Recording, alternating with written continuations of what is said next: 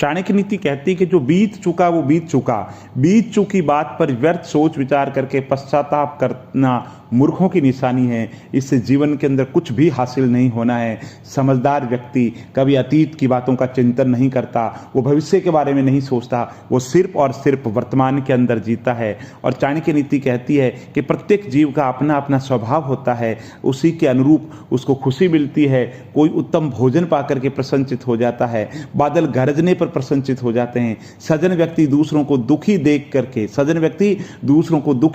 दुखी हो जाते हैं, दूसरों को सुखी देख करके खुश हो जाते हैं।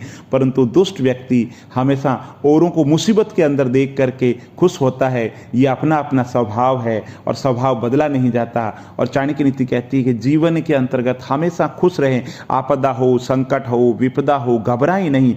दिन हमेशा बदलते रहते हैं। घनघोर अंधेरे के बीच के अंदर ही सूरज निकल करके रहता है।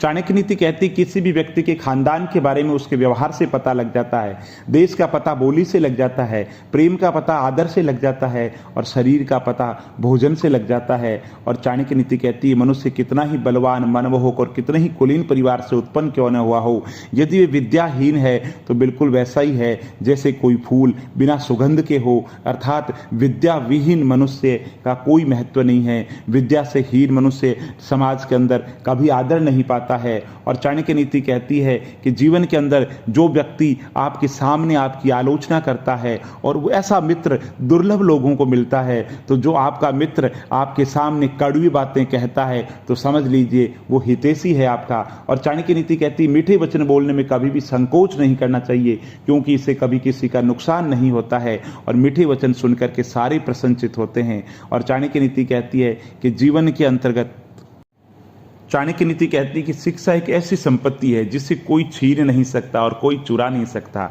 माँ बाप को चाहिए कि अगर बच्चों को सफल करना है तो सबसे ज़्यादा ध्यान शिक्षा पर दे, क्योंकि शिक्षा से बढ़कर कोई आभूषण नहीं है। और चाणक्य नीति कहती है कि सपने और लक्ष्य में एक ही अंतर है। सपनों के लिए बिना मेहनत की नींद चाहिए और लक्ष्य के लिए बिना नींद मेहनत चाहिए। और चाणक्य नीति के अंदर कहा गया है कि जीवन के अंतर्गत कोई कुछ भी कहे, वित्त यानी कि पैसे बहुत महत्वपूर्ण है, लेकिन पैसे गलत तरीके से कमाए हुए नहीं होने चाहिए। पैसे अच्छे तरीके से कमाए हुए होने चाहिए। और संकट काल के लिए पैसों की बचत भी बहुत ज़्यादा महत्वपूर्ण है। और चाणक्य नीति कहती है हमें दूसरों से जो मदद प्राप्त हुई है उसे हमें लौटाना चाहिए। उसी प्रकार यदि किसी ने हमारे साथ दुष्टता की है तो हमें भी उसके साथ में दुष्टता करनी चाहिए। ऐसा करना बिल्कुल पाप नहीं है। जैसा व्यक्ति है वैसा व्यवहार करो।